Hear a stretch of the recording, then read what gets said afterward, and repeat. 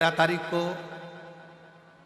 रात्रि को होली जलेगी, 14 तारीख को खेली जाएगी। हमारे सीहोर में कुबरेश्वर बाबा के सुंदर आनंद में 5 मंदिर में हम भी केसरिया जल चढ़ाने के लिए बाबा को जाते हैं। महादेव की होली सीहोर में मनाते हैं, वो 15 मार्च की रहेगी। होली में मोटे मोटे ढूंढ जलाए जाते हैं।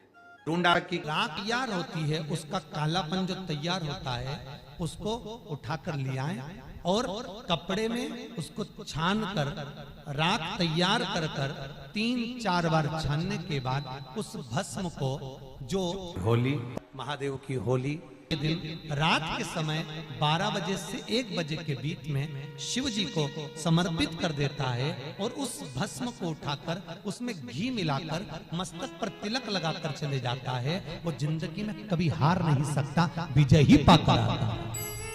उसकी कभी हार नहीं हो सकता, कभी हार नहीं सकता।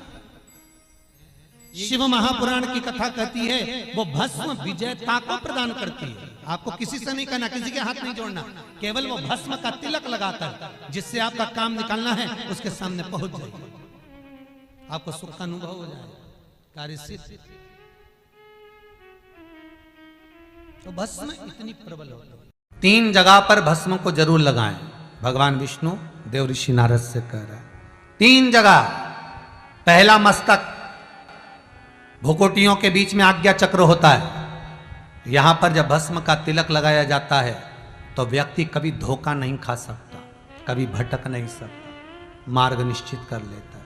आज्ञा चक्र, गले के नीचे जो खड्डा होता है उस जगह पर विशुद्धि चक्र होता है। शिव महापुराण की कथा करिए, यहां विशुद्धि चक्र है। शरीर को फाड़ोगे तो कोई चक्र नहीं मिलना, पर केंद्र बिंदु विशुद्धि चक्र का होता है। यहां पर जो भस्म लगाई जाती है, अगर मान लो हमें कोई औषधि की जगह विष भी दे दे तो वो अमृत बन जाता है। तो यहां विशुद्धि चक्र जहां भस्म लगे। तीसरा, वक्षस्थल, जहां पर अनाहत चक्र होता है। यह चक्र कैसा चक्र है? अगर कोई व्यक्ति आपसे नफरत करता है, कोई व्यक्ति आपके लिए अपशब्द कहता है, कोई व्यक्ति आपसे नफरत करता है, अनाहत चक्र पर त्रिपुंड लगाकर, अनाहत चक्र पर भस्म रमाकर अगर आप उससे 2 या 3 बार मिल लीजिए, कितना भी विरोधी होगा वो आपके पक्ष में आ जाएगा। अनाहत चक्र 3 चक्र हैं, आज्ञा चक्र, विशुद्धि चक्र, अनाहत चक्र। और ये 3 चक्र पर लगी हुई भस्म जीवन का सुख दे जाती, जीवन का। एक चीज और ध्यान करिए महाराज, जिस लड़का और लड़की का विवाह नहीं होता, मंगल हो गया, शनि हो गया, राहु केतु हो गया, या विवाह नहीं हो रहा है, उसके लिए भी कहा जाता है कि कहीं से आप प्रयास करिएगा, कहीं से अगर मौका मिल जाए, कहीं से आपको किसी रूप में अगर चांदी का पत्रा मिल जाए, चांदी का थोड़ा सा पतरा, कोई वो कहते हमारे यहाँ बर्क कह देते, पर असली चांदी की बर्क चाहिए। आजकल तो भगवान पे भी जो बर्क लगाई जाती है वो भी नकली है। असली चांदी की बर्क, उसको जलाकर उसकी जो भस्म तैयार करी जाती है, चांदी भस्म जो तैयार करी जाती है, उस भस्म से लड़का हो लड़की हो जिसका विवाह नहीं हो रहा हो, उसके हाथ में वो भस्म लगवाकर और बीच में हल्दी की एक बिंदी लगाकर शंकर के शिवलिंग का लेपन करा दिया जाए महाराज। प्रदोष के दिन, किसी भी प्रदोष में आप उसका लेपन करा दीजिए। 3 से 3.5 महीना रुकिए, 3.5 महीने के अंदर उसका विवाह संबंध पक्का हो जाएगा। भले मंगल हो, राहु हो, केतु हो, शनि हो, कुछ भी, उस भस्म का ये प्रमाण।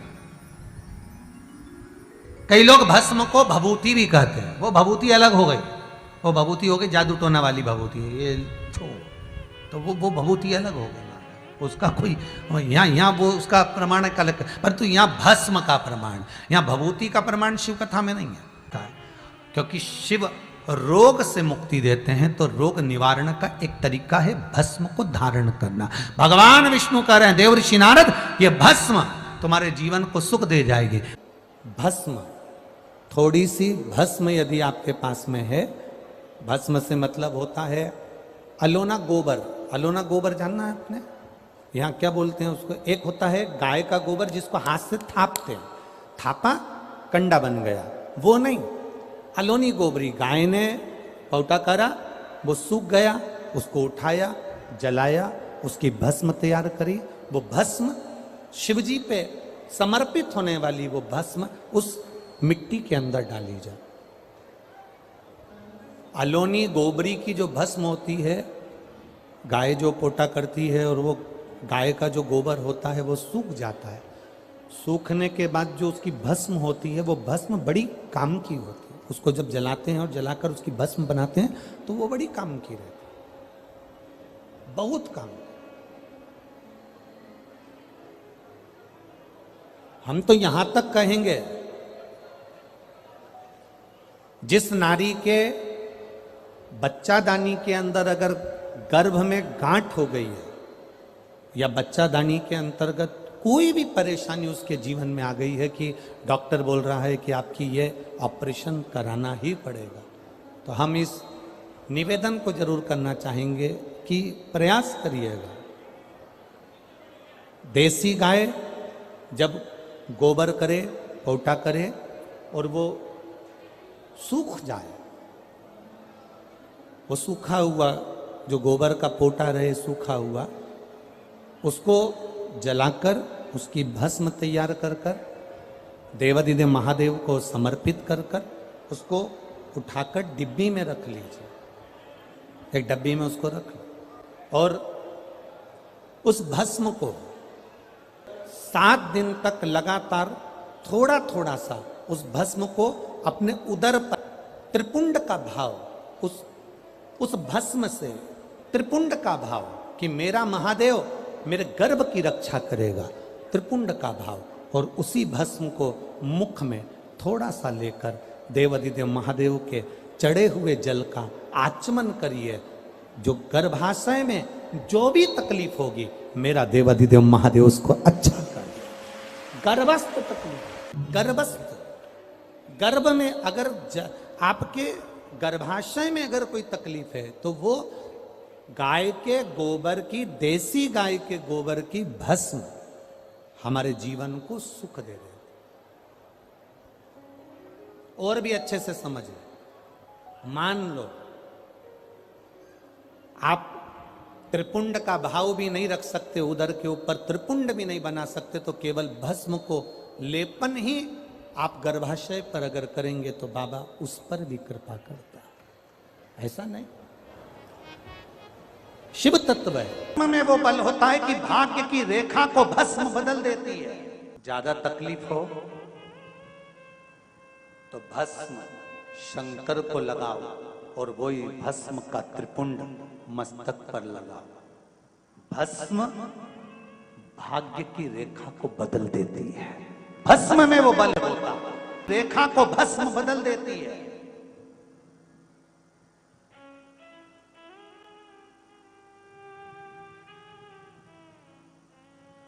इसलिए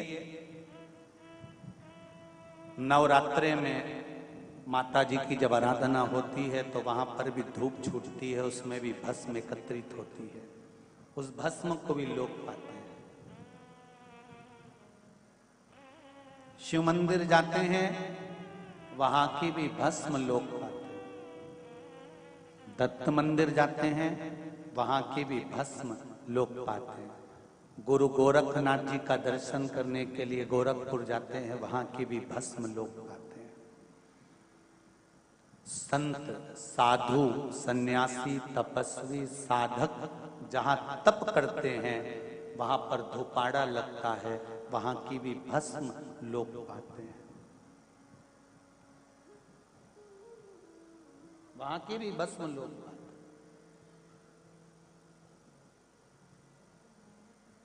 भस्म साधारण नहीं होती, कि भस्म कोई साधारण नहीं होती महाराज। भस्म कोई साधारण नहीं है। आप अगर शिव को भस्म समर्पित कर रहे हो और उस भस्म को आप धारण कर रहे हो, 2-10 तिलक आप लगा रहे हो, तो उसका कोई सुख उसका सुख जरूर प्राप्त होगा। उसका आनंद जरूर प्राप्त होगा।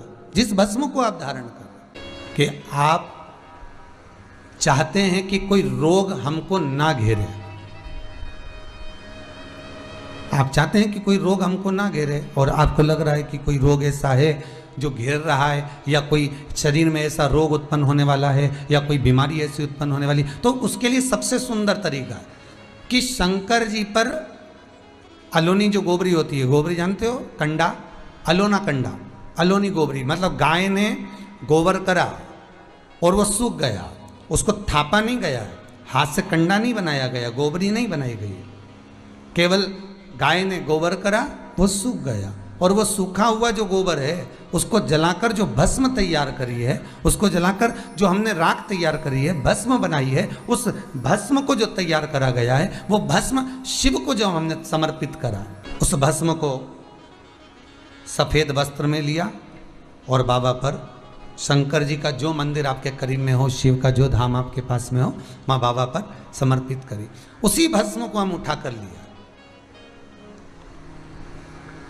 और यदि आप भस्म नहीं चढ़ा सकते तो कभी विश्वनाथ जाएं तो वहां से भस्म लिया है, कभी उज्जैनी जाएं तो वहां से भस्म लिया है। उस भस्म को हम यदि अपनी नाभि से वक्ष स्थल के मध्य में त्रिपुंड लगा लेते हैं, महीने में एक बार भी त्रिपुंड अपने वक्ष स्थल के नजदीक में नाभि से ऊपर अगर लगा लेते हैं, तो ऐसा कोई बड़ा रोग आपकी जिंदगी में प्रवेश कर ही नहीं सकता। इस शरीर के अंदर, इस शरीर के अंदर भस्म में जो सुख है, भस्म का जो आनंद है, भस्म का जो रस तत्व है, उसको समझिए।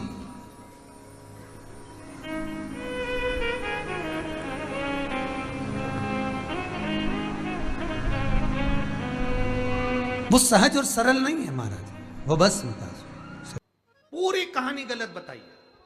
अगर दुनिया के लोग सही कहानी बताते तो भतीजा और बुआ का संबंध खराब नहीं होता।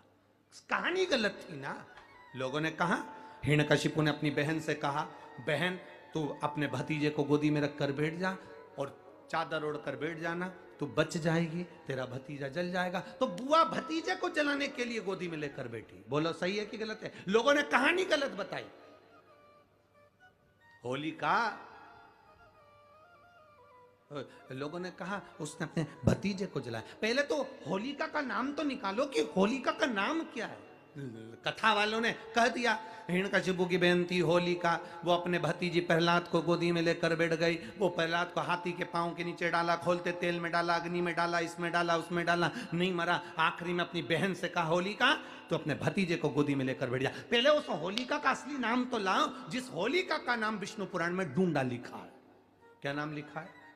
डूंडा। होलिका का असली नाम लिखा है विष्णु पुराण में डूंडा। इसलिए आज भी होली में लकड़ी नहीं जलाई जाती, मोटे मोटे डूंड